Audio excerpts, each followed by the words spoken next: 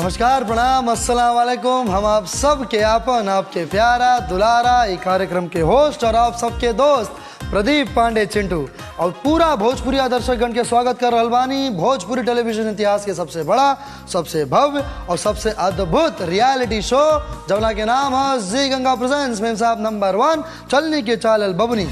काल दूसरा चरण खानदानी बबनी के पहला सप्ताह नेक जोग के लेखा के पहला दिन रहे। दादी जी के आगमन भइल और उनके इच्छा अनुसार बबनी लोगन के नेक जोग, संस्कार, परंपरा, पूजा पाठ, ज्ञान आदि के परखल गई। ज्योतिका पासवान और प्रिया रघुवंशी जी के प्रदर्शन औसत से ऊपर रहे, लेकिन बाकी बबनी लोगन के प्रदर्शन निराशाजनक रहा। खैर, आई बबनी लोगन के सामने दूसरा चरण के पहला चुनौती रखल जाओ और लोग के बुलावल जाओ चुनौती क्षेत्र में। आओ जल्दी, आओ जल्दी जल्दी जल्दी। संदेशा आया था चिंटू जी का और उस संदेशे में लिखा हुआ था कि सबको तैयार होकर खेल क्षेत्र में पहुंचना है। तो हम सब तैयार होकर खेल क्षेत्र में पहुंच गए।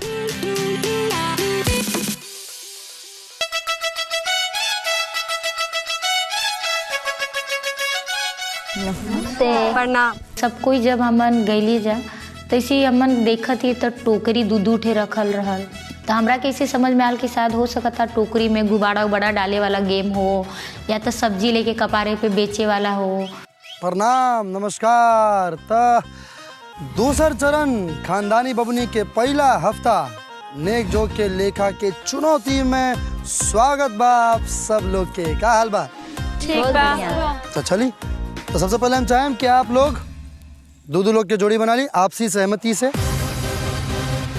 लेकिन महारानी जी यानी के माधुरी जी, आप अपना इच्छा अनुसार जेकरा के कहेम वो आपके जोड़ीदार बन जाई और वो बबनी आपके मना बिल्कुल नहीं के कर सकत। बाकी दादी, आप कुछ कहल चाहता नहीं बबनी लोग के? हमरा बड़ा नीमन लगता तो हम लोग के देख के। हाँ, हाय हाय माधुरी जे बाड़ी ए बबनी, ये जे गला में पहनले बाड़ू ना हंसुली केकर बुझाला? हमार हमन एकदम शौक हो गई हम कि अच्छा ये दादी का हंसुली है। बबनी लोग तू लोग एकदम में मत घबराई हो।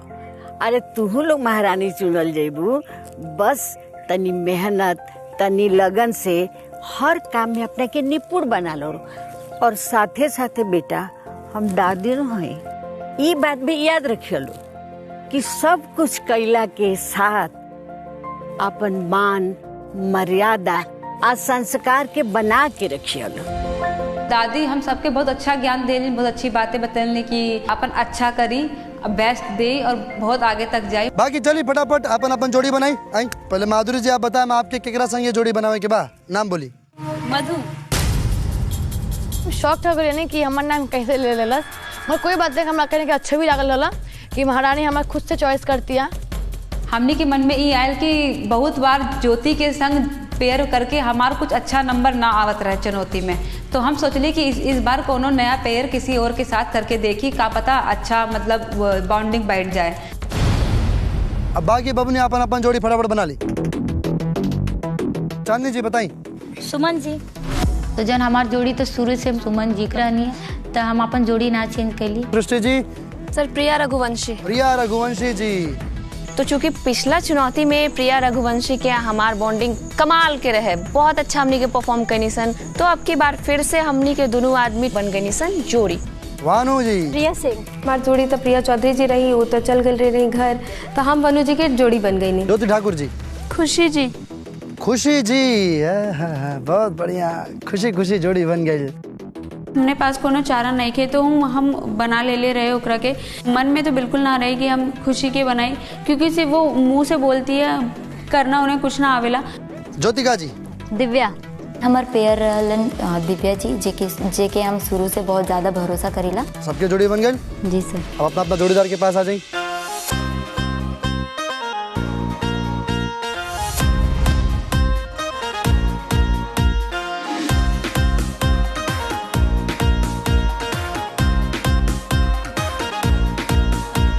अब आज के जो चुनौती हो के वाला बा, इस चुनौती के दादी जी और भाभी जी मिल के डिजाइन के लिए बड़ी। तो हम चाहें कि आज की चुनौती आप सबके भाभी जी ही एक भूमिका बांधे। भाभी जी बहुत फाइन चिंटू जी।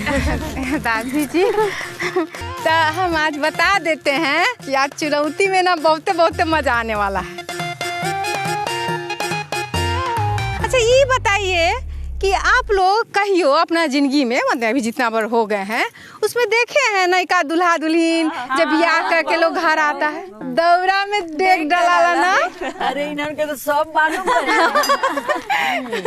ई दौरा में डेग काहे डालल जाला मालूम बा? मालूम तो नहीं क्या। देखा ई जे रिश्ता बनेला ना वो जब बनेला ओइजा से शुरू होके आखिर तक जाला आ दो आदमी एक साथ चलेला तो आपस में सामंजस्य बनल रहे। कभी सकरा रास्ता भी आवेला जिंदगी में, कभी चौड़ा रास्ता भी आवेला, ओमे मिलके दोनों आदमी चलेला। वही खातिर ये रिवाज बनावल गया। वाह कितना बढ़िया। चला था कि दो जोड़ी है और एक दूसरे का साथ निभावे के है, इतना तो पता हो गेल सुन के। इका है तो ई बात दौरा दौड़ी हमरा के पता रहे काहे कि शादी ब्याह देखले बानी कि दौरा पे डेग पड़ेला जब नया नया दुल्हन घर आवेली तब तो वो दौरा ही रहे ओमे डेग पड़ के आगे बढ़े के रहे। हमरा के अंदाजा आ गेल रहे। आए माधुरी जी आइए इधर हम समझाते हैं।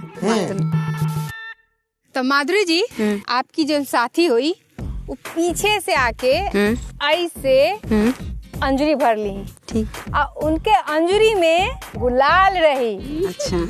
और जब रउआ सबसे सवाल कल जाई जिनका मन में जवाब सबसे पहले आई वो अंजूरी से हाँ अगिलका साथी चुटकी भर गुलाल लेके उड़ाई, तब उनका पहले मौका मिली जवाब देवे के। समझ गेली? सुन के हम थोड़ा सा डर गई नहीं कि मतलब कितना देर तक हम हाथ आगे रखम, काहे कि ज्योतिका जी कह देले रहली कि तू पीछे रहबू और हम आगे रहब। तो आगे बढ़ला खातिर दौरी तो सिर्फ बादू आगे कैसे बढ़ल जाला? जोन पीछे वाला जोन दौरी बा ओके आगे लेवे के बा। अब ओके आगे ली के पीछे वाला बबुनी यानी कि पीछे वाला बबुनी अपना पैर से दूसरा पैर के इस्तेमाल करी और वो दौरी के पहला वाला बबुनी के यानी कि अपना से आगे वाला बबुनी के आगे वो दौरी कर दी। ओकरा बाद आप सही जवाब देनी तो आपके वो दौरी में अपन डेग रखे के बा। हमन के उ दौरी में खड़ा हुए के है, दोनों जन के एक दौरी में खड़ा हुए के है और पीछे वाला इंसान के हाथ में गुलाल रही और हमन के देवे के है सवाल का जवाब। जेकर पहले गुलाल उड़ी वो जवाब दे पाए। एकरा आगे के हम बता देता नहीं, जे बबुनी पहले फेंकी है उनका के मिली जवाब देवे के मौका। डर भी रहे मन में कि अगर रंग हमने के टाइम पर ना उड़ाए तो मौका ना मिली। बाकी सही जवाब देला पर आपके मिली 4 अंक, लेकिन गलत जवाब देला पर आपके हुई माइनस मार्किंग यानी कि आपके 2 अंक काट दिहल जाई। और साथे साथे सही जवाब देने वाला जोड़ी एक डेग आगे बढ़ जाई और गलत जवाब देने वाली बबनी ओइजे के ओइजे खड़ा रही है। लोग थोड़ा देख के डर लागत रहे सुन के कि मतलब कैसे करम जा हमनी के, अगर हमनी के गलत जवाब निकल गई तो हमनी के 2 नंबर माइनस हो जाई। और एक बात बता देता नहीं कि अगर जवाब गलत भइल गुलाल फेंके वाले बबनी से ओकरा बाद उस सवाल के जो दोसर बबनी गुलाल फेंकले होई ओकरा लगे उस सवाल के शिफ्ट कर दिया जाए यानी के ट्रांसफर, और वो बबनी के साथ भी सेम नियम लागू हो रहा बा। बाकी एक खास बात आप सबके जोड़ी बनावल गल बा यानी कि देखे के बाद हमनी के आप दोनों जन के आपसी तालमेल मेलजोल सूझबूझ और समझदारी। तो आज की चुनौती का नाम है जानते हैं का? साथी साथ निभाना और मिलकर डेग बढ़ाना। ठीक है ना? ए भूसकाल विद्यार्थी सब ये नहीं कि एगो ईर घाट एगो बीड़ घाट ऐसा नहीं चलेगा। ऐसा बिल्कुल नहीं चलेगा। चलेगा तो कैसा चलेगा? साथ ही साथ चलेगा। आपके हाथ में अलग अलग रंग होई, जौन भी रंग आपके मिले हाथ में गुलाल संभाल के रखे, मौके गिराए मत। जौन कलश आखिर में सीमा पर आप सबके सामने रखल होई वो कलश पे तिलक लगा के अपन जीत साबित करे के बाद। और एक खास बात जे बबनी सबसे पहले अंत सीमा पर पहुंच जाई वो विजेता हो जाइए, और जे बबनी पीछे रजी हैं वो चल जाई हैं सीधे सीधे विदाई के चौखट पे। और एगो खास बात यानी कि हमार वाला ट्विस्ट, जौना समय आप दोनों बबनी एगो दौरी में रहे और आप दे देनी सही जवाब, और आपके पीछे वाला दौरी आगे करे के समय और आप लोग डिसबैलेंस होके कौनो भी तरीके से अगर दौरी से बाहर एक को डेग पड़ल तो आपके ये चुनौती फिर से शुरुआत से करे के पड़ी। थोड़ा देख के डर लागत रहे सुन के कि मतलब कैसे करम जा हमनी के। अब आपके परखल जा रहल बा बैलेंस, तालमेल, अकलमंदी। बैलेंस यानी के संतुलन, आपके मानसिक, शारीरिक और तालमेल के संतुलन के चुनौती बाई। ठीक बा? केहू एक के गलती आपके अंक काट सकता और एक और गलती आपके विदाई के चौखट पर पहुंचा सकता और सीधा ई घर से बाहर। अब एक बात बताई, बात तो जोड़ी के बा तो दू जोड़ी जाई, यानी कि हुई बॉटम फोर। बॉटम फोर। जवान दू जोड़ी सबसे पीछे रह जाइए, वो चल जाइए सीधा सीधा बॉटम फोर में, यानी कि विदाई के चौखट पे। ठीक बा? जी सर। कॉन्फिडेंस हमन का बहुत बढ़िया रहे कि हाँ हो जाए, कम से कम बॉटम में ना जाए, इतना तो हमके उम्मीद हो गई रहे। तो चलिए चुनौती की शुरुआत कर जाओ। शुरुआत कर जाओ दादी जी। हाँ बेटा बिल्कुल, आपके आशीर्वाद से एकदम दे दी फिर सब अपना बबनी लोग के आशीर्वाद, और अब आपन चुनौती कार्य शुरू कर जाओ। तो जैसे कि जब बियाह होला ओकरा बाद के जो रीत रिवाज बा उनमें से एक बा दौरी में डेग धरे के, वह रीत रिवाज के हिसाब से आपके सवाल पूछल जाई। तो आपके पहला डेग खातिर पहला सवाल ई रहल, शादी के समय चुमावन कौन करता है? चिंटू सर जो क्वेश्चन पूछत रहे हमारा सारा ध्यान वहीं पर रहल कि काव ऐसा क्वेश्चन पूछ रहे जो हमें याद बा। माधुरी जी। जैसे लड़की के होता है तो 5 कन्याएं करती है चुमावन। बिल्कुल सही जवाब। आई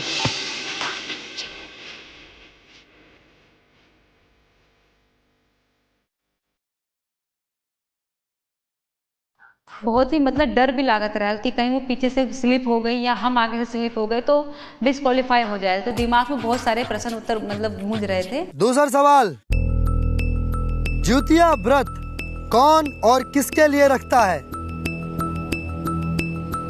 सृष्टि शांडिल्य जी। हमरा के आवत रहे पर हमनी के शायद लेट हो गई रही, काहे कि हमारे हाथ में तो गुलाल रहे, बनु जी उड़ावत रही। सर एक माँ अपने पुत्र के लिए रखती है। एक माँ अपने पुत्र के लिए रखती है, सही जवाब। आ जाए अगला सवाल, ध्यान से सुने, ध्यान से जवाब दें। हरतालिका तीज किसने सबसे पहले किसके लिए रखा था? माधुरी जी।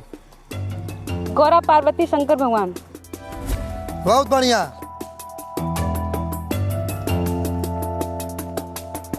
माधुरी जी बहुत अच्छा शुरुआत करनी और वो बहुत जल्दी जल्दी आगे बढ़ने लगनी। आगे बढ़ता नहीं। सिंदूरदानी को क्या कहा जाता है? प्रिया सिंह जी के पहला उड़ल। सिंदूर के सिनोरा में रखल जाला, वो हमरा के जवाब पता रहा, लेकिन प्रिया सिंह जी का अबीर पहले उड़ गल रहा तो फिर उनकरा के बोले के मौका मिला। सिन्होरा। सिनोरा। आई बहुत बढ़िया, आप लोग हो गए डिस्क्वालीफाई, हो जाइए पीछे वापस। आपके हाथ छोड़ने के लिए बोला गया था,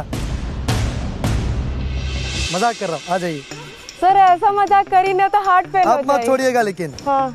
अब ये तय हो गया दौरा पे खड़ा होकर बहुत डिफिकल्ट रहे काहे कि उगड़त रहे और ऊपर से धूपो रहे एकदम। अगला सवाल, होली में बुकवा के मालिश में बुकवा किससे बनाया जाता है? आंसर आवत रहे पर गुलाल तुरंत ना फेंकत रहनी जा, तो ऐसे हम पीछे हो जात रहनी और अभी तक हमनी के पैर खांचा में भी ना गइल रहे। दिव्या जी बोली। सर सरसों। सरसों सही जवाब, सरसों के दाना से। आई थोड़ा सा कॉन्फिडेंस जागल कि हाँ चला हमनी के एक खांचा में पैर पड़ल, पर जैसे ही आगे पैर रखनी जा तो लागल कि अब हमनी के गुलाल गिर जाए या हम ही गिर जाए, काहे कि एगो छोट खांचा एगो बड़ खांचा रहे और हमनी के धोखा से पहले ही एगो छोट खांचा में पैर रख ले रहनी जा। बुकवा हमनी के देसी स्क्रब होला। हाँ, देसी स्क्रब। बिल्कुल। अगला सवाल, होली के त्योहार को हमारे यहाँ किस नाम से जाना जाता है? होलिका ना। होलिका। होलिका दहन। गलत जवाब। प्रिया सिंह जी। फागुन। फागुन, बहुत बढ़िया।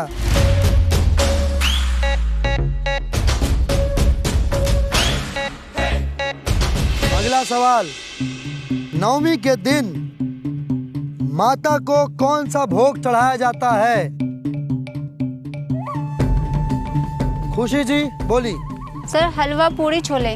हलवा पूरी छोले। चने काले वाले। चने काले वाले, सही जवाब।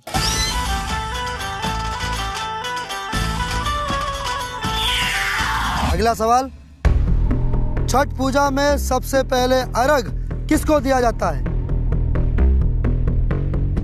चांदनी जी। सूरज भगवान। डिटेल में। लइका पुत्रापन। लइका को अर्घ दिया जाता है, गलत जवाब। प्रिया रघुवंशी जी। तो डूबते हुए सूर्य को देना होता है। सही जवाब। आई डूबते सूरज को चांदनी जी।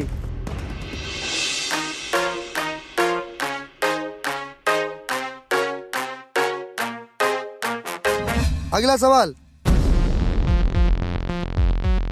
सिंदूर दान के समय ध्यान से पति के बाद कौन लड़की के मांग भरता है? बुआ। बुआ, सही जवाब। आई जब केहू आंसर दे देला ओकरा के बाद हमनी से कान में बोली रही, इसका मुझे आंसर पता था। उस टाइम पे तो खून ऐसा खोलता था कि मतलब एक एक अंक इतना ज़रूरी बा और ये मज़े मतलब हल्के में ले रही है, तो उस टाइम तो बस अपने ऊपर ही गुस्सा आ रहा था कि हमने किस लड़की को चुन लिया। अगला सवाल, मकर संक्रांति में क्या खाने का रिवाज है? वनु जी। दही चूड़ा। गुड़। दही चूड़ा मेन होला सर। खिचड़ी सर। वनु जी, सही जवाब। आगे आ जाए।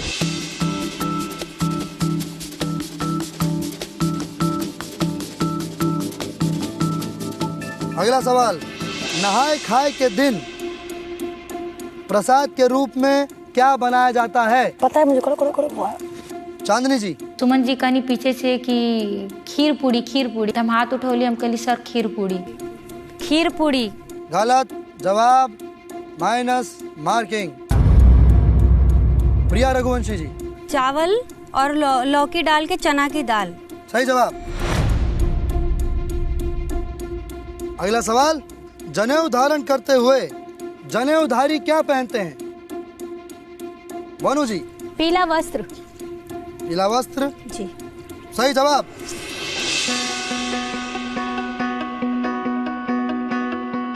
जब 3 क्वेश्चन पे पहुंचा गेल रहे तो हम वहीं पे एकदम स्टॉप हो गए, क्योंकि क्वेश्चन तो आंसर तो आवत रहे लेकिन रंग उड़ावे में थोड़ा हमारा हाथ लेट हो गए रहे। लेकिन ओकरे बाद जब देखा वन्नू द ग्रेट और प्रिया सिंह आगे निकल गए तो मन में ये रहल कि काश हम सबसे पहले निकले, क्योंकि महारानी रहल तो महारानी के कुछ तो फर्ज होला कि कुछ काम अच्छा करे, कुछ चुनौती अच्छा करे। अगला सवाल, लड़के के शादी और जनेऊ के समय कौन सी रस्म कॉमन होती है? वनु जी। हल्दी। हल्दी, सही जवाब। हल्दी कॉमन होला।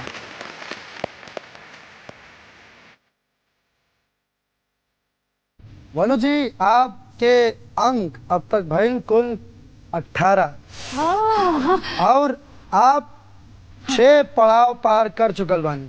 थैंक यू सर। तो अब आप सीधा जा सकतानी कलश की तरफ।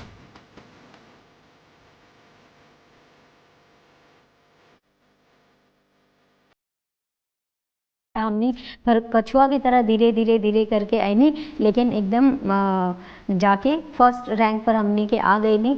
तो ये चीज़ के बहुत खुशी भइल और बाकी सब लोग के मुंह उतर गए। माधुरी जी, शुरुआत आप इतना बढ़िया कही नहीं, शुरुआत आपे से भइल, आपसे और मधु जी से, फिर वानू बाजी मार ले ली। और सर श्योर तो मैं भी थी, लेकिन वही है ना, कंफ्यूजन था तो इसीलिए मैं रुक गई, क्योंकि माइनस से होने से अच्छा है कि अपना स्टैंड रहो। बिल्कुल बिल्कुल। वन्नू द ग्रेट आगे निकल गए तो मन में ये रहल कि आप देना है जवाब, आपका मतलब ध्यान से सुनना है और ढंग से रंग उड़ाना है, जल्दी उड़ाना है। अगला सवाल, कौन सी नवरात्रि में रात भर जाग के माता की पूजा की जाती है नवमी के दिन? चांदनी जी, आप पहले फेंकनी है, बोली। चैत मतलब मार्च। हाँ, सही जवाब। अगला सवाल, हिंदू धर्म के अनुसार मानव जीवन कितनी योनियों के बाद प्राप्त होती है? माधुरी जी। 84 योनि। 84 लाख है, 84 नहीं है खाली। 84 योनि बाद मतलब वही तो, वो लाख होता है, वो 84 लाख होता है। लाख होता है। मैंने 84 लाख होता है। सही जवाब। 84 योनि वही ना, 84 लाख योनि। 84 और 84 लाख वही कैसे हो गया? ना बबनी ना चली, 84 लाख होला। अगला सवाल, शादी के समय लड़की क्या पहनकर शादी करती है? प्रिया रघुवंशी जी। पियरी पहन के सर शादी करती है। पियरी पहन के शादी होला? जी। बिहार में पीले साड़ी पहन के होला। जी सर। जी हाँ बिल्कुल। तो सही जवाब। दादी बोल देली तो सही जवाब आ जाए।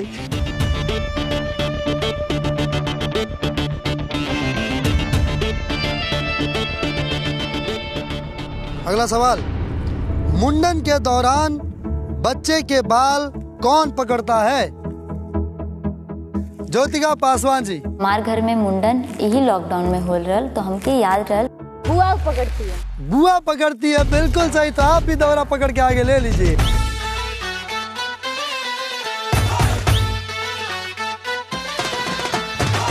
अगला सवाल, नवजात बच्चे को किस दिन काजल लगाया जाता है?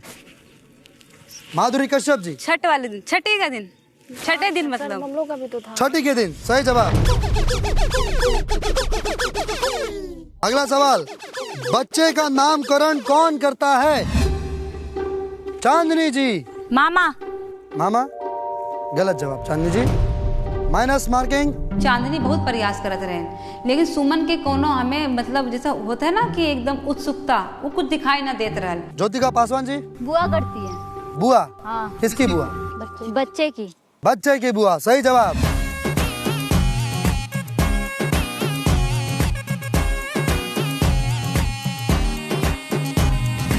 अगला सवाल, बच्चे का पहला अन्नप्राशन किस उम्र या आयु में होता है? माधुरी कश्यप जी। जब बच्चा 6 महीने का होता है तब उनको अन्न खिलाया जाता है। सही जवाब, आ जाइए आगे। माधुरी जी, जब यहाँ तक आयल गल बानी तो फिर कलश तक भी आ जाए, काहे कि आपके 6 के 6 पड़ाव पूरा हो गई।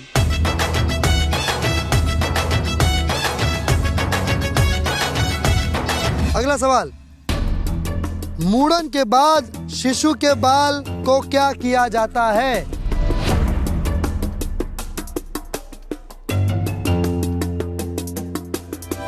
ज्योतिका पासवान जी। प्रवाहित किया जाता है। यही है ना? क्या?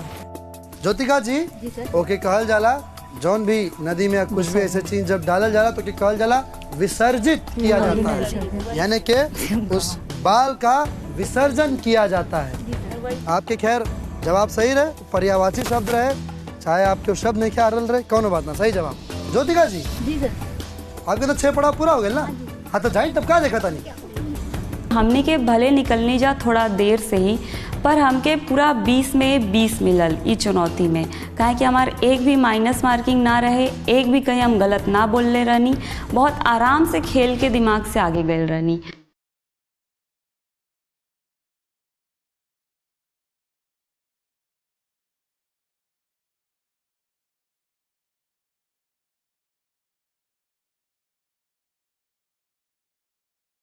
हम 3 ही जोड़ी बच गए थे। अब जो भी जोड़ी का चुनौती पूरा हो जाता, उसके बाद की जो बाकी दोनों जोड़ियां थी वो विदाई की चौखट पे जाने वाली थी। अगला सवाल, नवरात्रि के पहला दिन माता के कौना रूप के पूजा होला? प्रिया रघुवंशी जी। शैलपुत्री सर। शैलपुत्री सही जवाब। आ जाए आगे।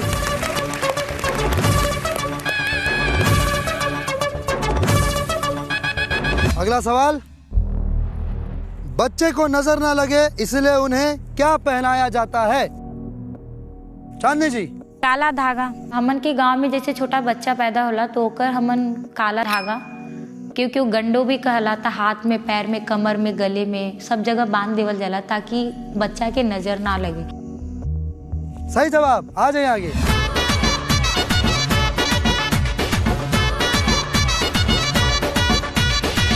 अगला सवाल, ध्यान से और अब जल्दी करे के बाद, छठ पूजा के दोसर दिन का कइल जाला?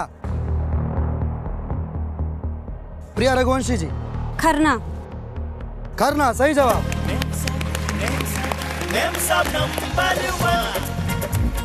आगे आगे नहीं, बहुत बढ़िया। अब उतना ही तेजी से आ जाइए और सीधा तिलक लगा दी कलश।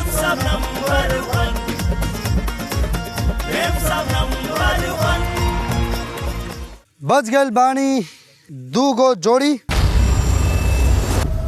जैसा कि हम आप सबके बतले रहनी कि आप जे भी आखिर में 2 गो जोड़ी बची वो जाई विदाई के चौखट पे। आप चारों लोग चल गए विदाई के चौखट पे। हमन का गलती ये भल कि हमन का ज्यादातर माइनस हो गल रहा। अभी तक हमरा के विश्वास नहीं के होत कि छोटी सी गलती इतना बड़ा सजा बन सकता हमरा खातिर। भैया हो, कोस कोस पे बदले पानी, 4 कोस पे वाणी, कहावत आप सब सुन ले हो कम। काहे कि हमनी के यूपी बिहार में दरअसल हर जगह के अपन अलग अलग मान्यता बा, हर जगह के अपन अलग अलग कुछ थोड़ा सा बदलाव हो जाला कल्चर में। तो यही से ई चुनौती में जो सवाल पूछल गए रहे वो हमनी के टीम के रिसर्च के आधार पर पूछल गए रहे। हो सकेला कि आपके यहाँ शायद एक जवाब कुछ और हो, लेकिन ये जो जवाब रहे ई हमनी के टीम के जहाँ से बबनी लोग आयल बाड़ी वो जगह से भी ये रिसर्च के मद्देनजर रखते हुए ये सवाल पूछल गए रहे। हमनी के सब लोग विला में अली और विला में अला के बाद हम लोग अपन बात करते। पता है क्या हो रहा था, हम कलर तो उड़ा रहे थे लेकिन जो थोड़ा सा उड़ पा रहे थे यार वो कैमरे पे दिख नहीं रहा था। ये हो रहा होगा हमारे साथ क्योंकि मोस्टली आंसर हम लोगों को पता था। सर तो पहले ही बोले रहन कि कलर ज्यादा दिखे चाहिए। मैं तो ये बोलूंगी मेरी पार्टनर को थैंक यू सो मच, सारा क्रेडिट मैं इसको दूंगी। नहीं दोनों का सपोर्ट बहुत मतलब दिमाग से खेला। मैं सीरियसली बताऊं, मैं गांव में बहुत कम रही हूँ। मेरे को गांव समाज का और घरेलू रीति रिवाज का मुझे नॉलेज भी नहीं है सही से, तो मेरे को बहुत अच्छे से कोऑपरेट किया। चांदनी की कितने अंक माइनस में रहे?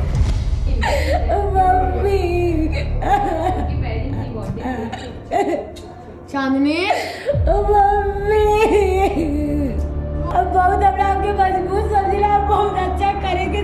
बिल्कुल तुम मजबूत हमारी हमें ऐसे काहे हो गई। बिल्कुल तुम हमरा सब जवाब पता रहल, तोरा के पता बा, हम तोरा से कह देली हमरा की जवाब बा। ठीक बा चांदनी, हो गए। चांदनी में ऑप्शन बा तोर पास, पागल ऐसे रो दिला तो घर चल गए। हमको पास खुद पे कोई विश्वास नहीं कि हम सेफ हो जाएं, तो बहुत रो धलिया, ओवर एक्ट कर धलिया। एक्चुअली बहुत डिप्रेशन में चल गए लेकिन काहे कि फर्स्ट टाइम आए रही विदा के चौखट पे, तो कुछ चीज तो हजम ना होता है कहें कि ओकरा इतना जल्दी घर ना जाने वाला। ओए देखो क्या आया है। माधुरी मैम आप खोलिए। जब हम लोग नीचे आके मैंने देखा कि वहाँ पे संदेशा नहीं जादू का पिटारा था। वो जो जादुई पिटारा है वो तो देख के ही उसको डर लगता है, क्योंकि जब भी उसमें से कोई भी खबर निकलती है वो बहुत ही खतरनाक और डरावनी होती है। सृष्टि बताओ का हो सकते है निकाल के पढ़ा का बाय में। अरे तोहरा खातिर बा खोला जल्दी खोला भाई खोला। टिक टिक टिक टिक माधुरी आजा आजा। माधुरी जी और मधु जी चुनौती में विजय खातिर आपके बहुत बहुत बधाई। क्या बात है। ज्योति जी और चांदी जी, आप दोनों जन आपन जोड़ीदार खुशी और सुमन के साथ विदाई के चौखट पर आ चुकल बानी, मगर अभी भी एक मौका बा विदाई के चौखट से बचे के। महारानी माधुरी जी के एगो विशेष अधिकार दिहले जा रहल बा कि उई चारों बबनी में से किसी एक के बचा सकतनी। आए दैया, ये फैसला माधुरी जी के अलावा केहू भी नहीं के ले सकत। माधुरी जी आपके ये फैसला निष्पक्ष होके लेवे बा, काहे कि आपके निर्णय से केहू एक बबनी विदा होके बच सकता नहीं। अरे खुद का डिसीजन बा, केकरो पूछ पाछ करे के ना। हमने के पूरा भरोसा बा कि वो हमने के ना बचाई, क्योंकि पिछले बार उहे के कारण हम बॉटम में आइब गेले रहे। सारी बबनी का सबसे पहले तो जो मुंह का जो एक्सप्रेशन था ना वो एकदम उड़ा हुआ था, और चारों बबनी जो बॉटम में थी वो तो एकदम ही समझ लो कोमा में चली गई रही। और हमनी के तब उस समय लागत रहे कि सब बबनी जो अब तक महारानी बनल बा वो महारानी के हक हमें मिलल बा, और हमें लागत रहे कि उस समय महारानी हमें है। तोरा केकरा ओकर मन बा, ओकर डिसीजन बा। हमरा क्यों तो सेफ ना करे, इतना हम श्योर बने वो हमरा कभी सेफ ना करे। हमरो के तो नेगेटिव भी तुम लोग क्यों सोचती हो? हो जाता तुम्हारा नाम ले ले, तुम्हारा नाम ले ले। आज ताश ने बताया कि मेरा नाम ले लेगी वो, या कुछ भी हो सकता है। एक बार तुम लोग बात कर सकती हो, वो नीचे सोफा में बैठी है, बात कर सकती हो। हाँ मैं तो जरूर बात करती हूँ। अगर तुम्हारी जगह मैं होती मैं एक बार जरूर जाती।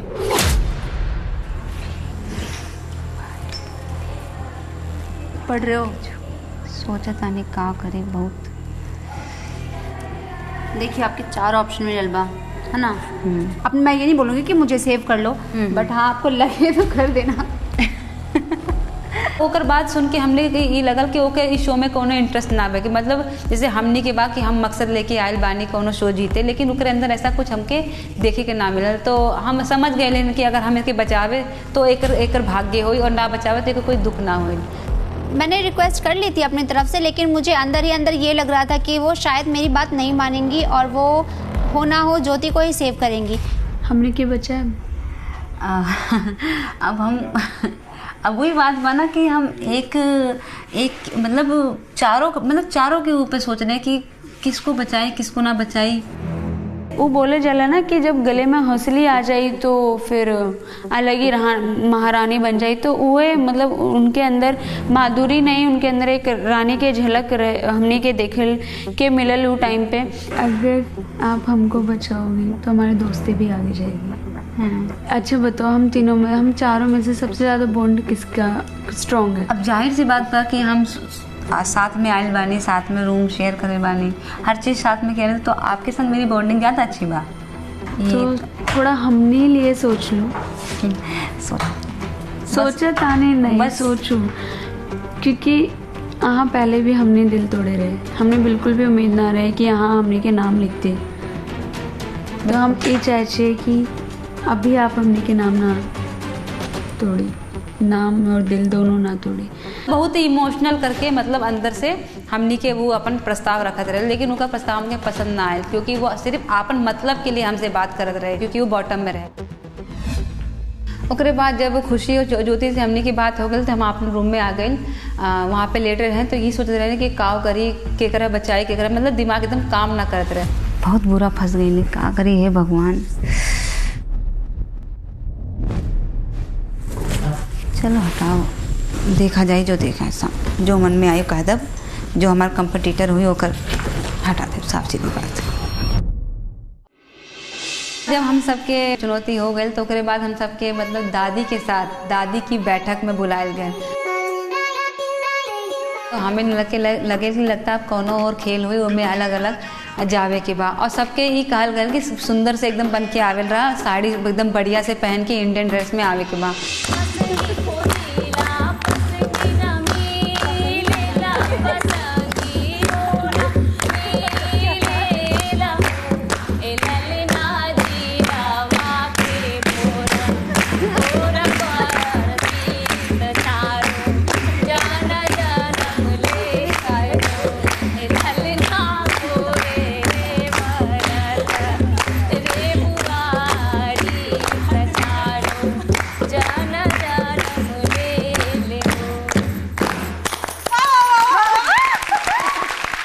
तो जानत रहनी दादी कि जितना इन लोगन के परीक्षा भइल तो में ना लागत रहे कि संस्कार के कोनो कुछ पता होई इन लोगन के, लेकिन तो सोहर जैसन गीत गा देली। अब पता बा कि सोहर बा। वाह, बहुत बढ़िया, बहुत बढ़िया। तो आज जौन बैसार भइल बा ई निर्णय दादिये कैली बारी। ई बैसार के नाम दादी रखले बारी का दादी के बतकही। तो जब ये दादी के बतकही बा तो हम सब बतकही करम, मतलब जौन हुनर आवेला दादी के सामने प्रदर्शन करम। और बाद आज एकदम खुल के बिंदास होके सब कुछ करे के बा। हाँ, अगला जो हमनी के काम करे के रहे दादी के साथ बैठकी करे के रहे, यानी कि जितना दिल में बात बा दादी से कहला, बतियाला, नाचला, गाला, बोलला, हर तरीके से। प्रणाम दादी, हमारा नाम वानू दी ग्रेट और वंदना गुप्ता है। हम हैं भागलपुर बिहार से और हमारा एक सबसे बड़ सपना ई है कि अपना माई बाबू खातिर एगो घर बनावे के हमारा बहुत बड़ सपना है। काहे से कि आज के डेट में दादी देखल जाला कि भाई भाई आपस में लड़ जाला लोग, तो खुदा न खास्ता कबो ऐसा दिन आई तो हम चाहेले कि हमरा के भगवान इतना कामयाब करो कि हम अपना माई बाबू के अपना पास रखी। ससुरारी जाके भुला जाइएगा तो सब कुछ भुला जाए, लेकिन माई बाबू के कबू ना। ये बहुत अच्छा तहार सोच बा कि लोग अभी तक ये सोचत रहला कि लड़का के ही ऊपर जिम्मेदारी होला माई बाप के देखे, लेकिन लड़की जितना प्यार, अनुराग और मोहब्बत से अपना माँ बाप के करेला उतना कोई ना करेला। बहुत बढ़िया, बहुत बढ़िया। दादी जानती हैं बहुत बढ़िया नाचती भी है। नचवाबो। नाच दीजिए ग्रेट जी। दादी नाची। नाची नाचा नाचा। डोमकच बताओ केंगन होला।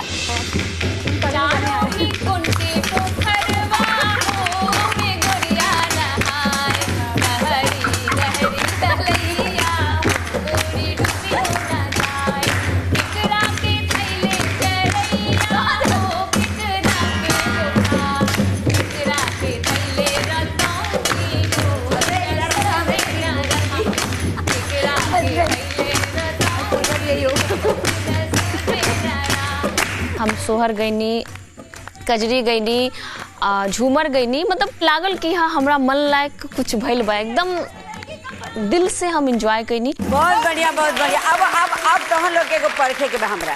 अब ये बताओ लोग कि ई परंपरा डोमकच के काहे बनल रहे?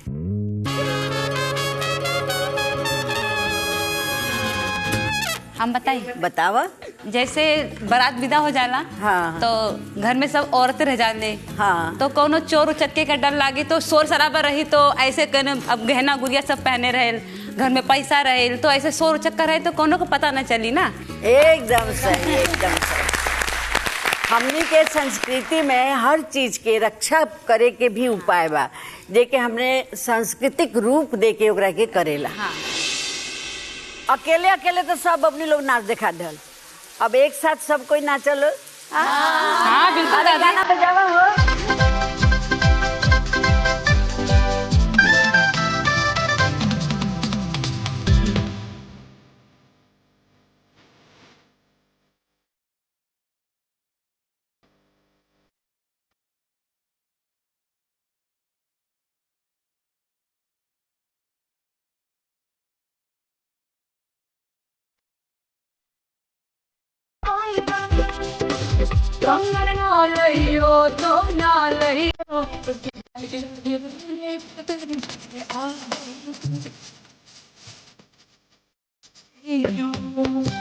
दादी भी नचली, भाभी भी नचली, साथे साथे हमने ये सब लड़की भी नचली सन, और ये बैठकी शानदार बैठकी में तब्दील हो गई। अच्छा बबनी लोग, तू लोग से मिल के, तू लोग से बातचीत करके, तू लोग के गाना सुन के बड़ी अच्छा लगा, बहुत अच्छा। हम तो ये चाहब कि भगवान तो हम लोग के मनोकामना पूरा करस। तू कलाकार बना चाहत रू, कलाकार बना, तू कुछ और बना चाहत रू, वो भी पूरा हो जाओ, और खुश रह लोग, स्वस्थ रह लोग, और अपना परिवार के भी खुश रख लो। थैंक यू दादी। तब बेटा आप लोग जाके अब सुत लो। हाँ, बहुत रात हो गई बा, फिर मिलल जाई।